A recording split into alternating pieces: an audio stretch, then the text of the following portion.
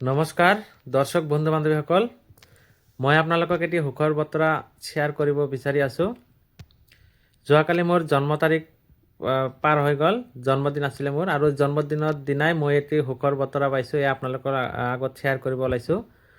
মই মানে এইবাৰ 2025-26 বৰ্ষৰ কাৰণে আমাৰ জিলাখনৰ পশুপালন আৰু পশু চিকিৎসা বিভাগৰ শ্ৰেষ্ঠ কৰ্মচাৰী হিচাপে অৰ্থাৎ বেষ্ট এমপ্লয়ী হিচাপে মই নিৰ্বাচিত হৈছোঁ। আৰু জিলা পশুপালন আৰু পশু চিকিৎসা বিভাগৰ নেতৃত্বত গঠিত টিমে মোক চিলেকশ্যন কৰিছে, মানে বাছনি কৰিছে যে জিলাখনৰ মই পশুপালন আৰু পশু চিকিৎসা বিভাগৰ বেষ্ট এমপ্লয়ী। গতিকে মই ছাৰক আৰু ছাৰৰ টিমক বহুত বহুত ধন্যবাদ জনাইছোঁ। আৰু মোক চিলেকশ্যন কৰাৰ পিছত আপোনালোকে লেটাৰখন চাওক। এই লেটাৰটো আমাৰ অতিৰিক্ত জিলা আয়ুক্তলৈ প্ৰেৰণ কৰিছে।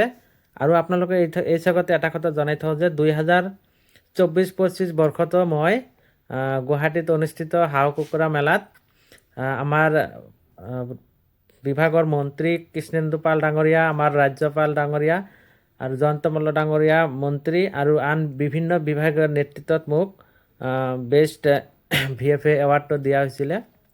আৰু এইবুলিও মই জিলাভিত্তিকভাৱে বেষ্ট এমপ্লয়ী হিচাপে নিৰ্বাচিত হৈ নিজকে বহুত ধন্য মানিছোঁ। কাৰণ বিভাগৰ হকে ইমান কামখিনি কৰাৰ পিছত বিভাগে যে মোক এটা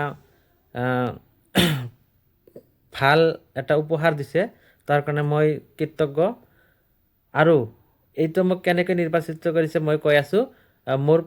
মই যিবিলাক প্ৰাথমিক চিকিৎসা কৰোঁ তাৰ ওপৰত ভিত্তি কৰি, আৰু কৃত্ৰিম প্ৰজনন কৰোঁ গৰুৰ, তাৰ ওপৰত ভিত্তি কৰি, লগতে কেষ্ট্ৰেশ্যন মই যে ভিডিঅ' বনাই থাকোঁ তাৰ ওপৰত ভিত্তি কৰিও মোক, আৰু ভেকচিনেশ্যন আৰু ট্ৰেকিঙৰ ওপৰত ভিত্তি কৰিও মোক চিলেকশ্যন কৰিছে। তো ধন্যবাদ। ভিডিঅ'টো সম্পূৰ্ণলৈকে চোৱাৰ কাৰণে সকলোকে ধন্যবাদ জনাইছোঁ।